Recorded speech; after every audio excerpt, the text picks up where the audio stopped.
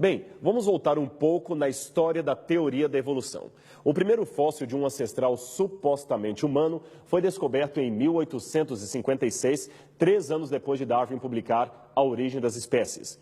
Trabalhadores de uma pedreira no Vale do Neander, perto de Düsseldorf, na Alemanha, acharam numa caverna um esqueleto que parecia humano, mas era muito diferente. Os ossos das pernas eram curvos e os dos braços sugeriam uma estrutura muscular muito forte.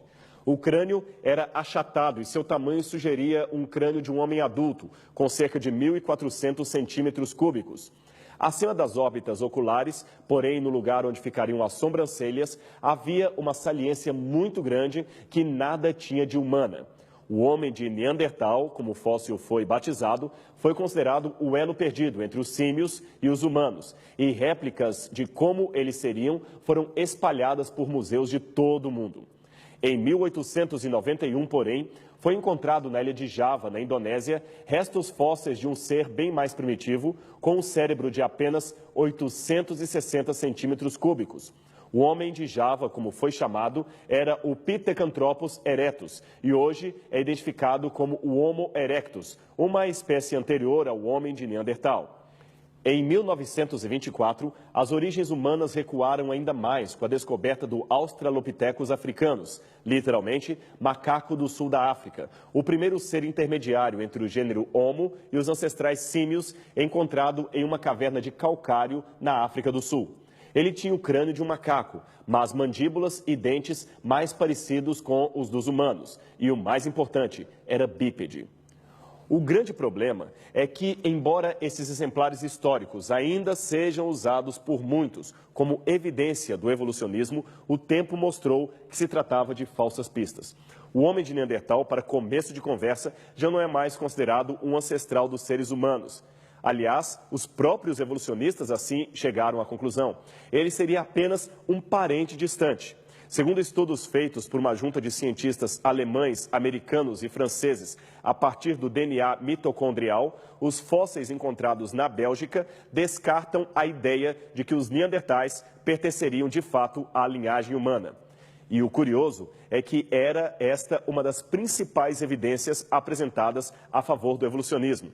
Quanto ao exemplar encontrado na ilha de Java, o seu descobridor foi o explorador holandês Eugène de Bois, e tudo o que ele encontrou foram uma caixa craniana occipital e um fêmur e um dente molar, todos em lugares completamente diferentes. Gratuitamente, ele supôs que pertenceriam ao mesmo ser. Como o crânio era símio e o fêmur humano, supôs ser um macaco que andava em pé. Nasceu assim o Pithecanthropus erectus.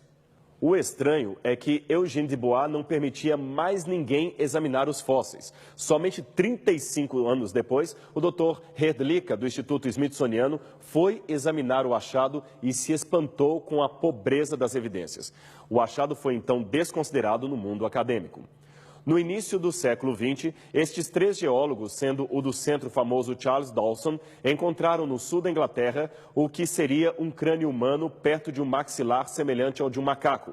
A sua descoberta ficou famosa e foi batizada de o Homem de Piltdown.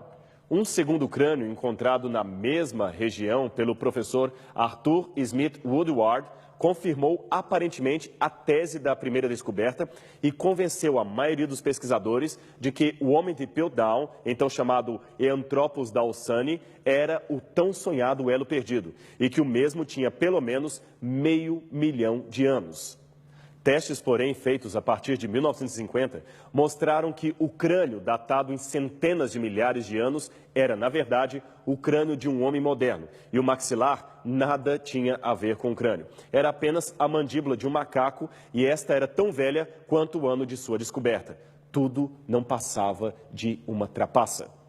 Muitos também foram levados a crer que os embriões de seres humanos e de animais passavam por vários estágios evolutivos, recapitulando o próprio processo da evolução. Para evidenciar o seu parentesco, dispuseram-se fotos que aparentemente comprovariam que embriões de seres humanos, galinhas, peixes e macacos eram de fato muito similares. Esta ideia, então classificada como lei biogenética, foi cunhada por volta de 1860 pelo médico alemão Ernest Haeckel, um dos principais aliados de Darwin, juntamente com Huxley. Ele dizia que a ontogenia recapitula a filogenia, ou seja, a recapitulação embriológica. A sua tese era de que um organismo em estado embrionário recapitularia os traços evolutivos da natureza e se pareceria tremendamente com outro, evidenciando assim a sua origem comum. Uma vez que Haeckel também era versado artista, veja aqui o quadro que ele mesmo desenhou e apresentava em seus debates contra o criacionismo. Note como os embriões de um ser humano se parecem com os de um porco, de um peixe, de uma salamandra e de outros animais que perfazem o desenho. O argumento evolucionista era quase irretorquível, não fosse um pequeno detalhe. Tudo, novamente, não passava de uma fraude. Quem descobriu inicialmente a farsa foi o Dr. Hittmeyer, professor de Zoologia e Anatomia Comparada da Universidade de Basileia, em 1868. Ele e outro cientista de Leipzig, o Dr. Wilhelm, mostraram que os desenhos de Haeckel foram uma modificação fraudulenta de outros originais. Uma das grandes incógnitas do evolucionismo moderno está no fato de que, mesmo sendo hoje largamente reconhecido que os desenhos de Haeckel foram fraudados, o seu esquema continua sendo ensinado em livros de biologia estudados em todo o mundo. Eu tenho aqui algo para mostrar a você. Trata-se da réplica de um fóssil que, por anos, serviu de argumento ao evolucionismo. É o Archaeopteryx, mas, nesse caso, não se trata de uma fraude, e sim de uma má compreensão dos fatos. É que ele tinha garras nas asas, dentes no bico e cauda acima do normal, além de ser coberto de penas. Julgavam, com base nisto, que seria um réptil de asas, logo um legítimo exemplar de um elo perdido, isto é, de um ser que seria meio réptil, meio ave.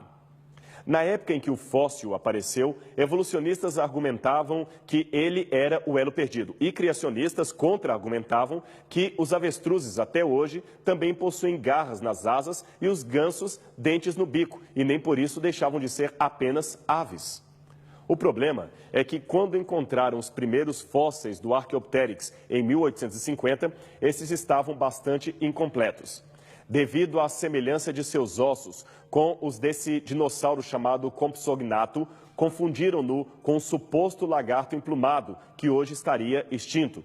Numa segunda tentativa, classificaram-no como sendo um Pterodactylus, mas isto também estava errado. Hoje, sabe-se finalmente que se tratava apenas de uma ave e nada mais. Mas um engano pior do que este aconteceu em 1922 e envolveu nada mais, nada menos que o respeitadíssimo paleontólogo Dr. Henry Fairfield Osborn, que aqui aparece junto a dois outros cientistas no escritório do Museu de História Natural de Nova York. É que o Dr. Osborn recebeu naquela data um dente fóssil que foi encontrado nos depósitos do Pleoceno, no estado do Nebraska. Osborn era, na época, o diretor do Museu Americano de História Natural e, encantado, proclamou que o dente possuía características do homem e do chimpanzé, portanto seria um ancestral comum a ambos. Vários cientistas de renome apoiaram o paleontólogo que chegou a publicar no Jornal de Notícias Ilustradas de Londres o desenho de como seria o dono do dente e a sua fêmea, então tecnicamente chamados de Hesperopithecus. Este dente suscitou debates e, num deles, o mesmo foi mostrado como sendo uma prova cabal e irrefutável da ascendência animal do homem. O problema é que em 1927 outras partes do esqueleto foram encontradas e descobriu-se que o dente era de um porco. Hoje, o mesmo museu mostra orgulhosamente a reconstrução em resina de Lucy, uma Australopithecus que, segundo supõe-se, seria a verdadeira ancestral da raça humana. Mas seu esqueleto também está fragmentado e já existem vozes como a do antropólogo Michel Cremo, autor do livro Hidden History of the Human Race, A História Secreta da Raça Humana, que discordam da interpretação de Lucy como legítima ancestral humana. Bem, para quem sabe ler, um pingo é letra. Esperamos que estes exemplos o levem a uma visão mais crítica daquilo que comumente se diz. E, aliás, é por estas e outras razões que muitos acadêmicos de renome ainda preferem a velha máxima bíblica sobre as origens. Aquela que diz, no princípio criou Deus os céus e a terra. A certeza de que temos um Criador que nos ama e que dá um sentido à história ainda é, e sempre será, a melhor das alternativas quanto à origem e o futuro da humanidade.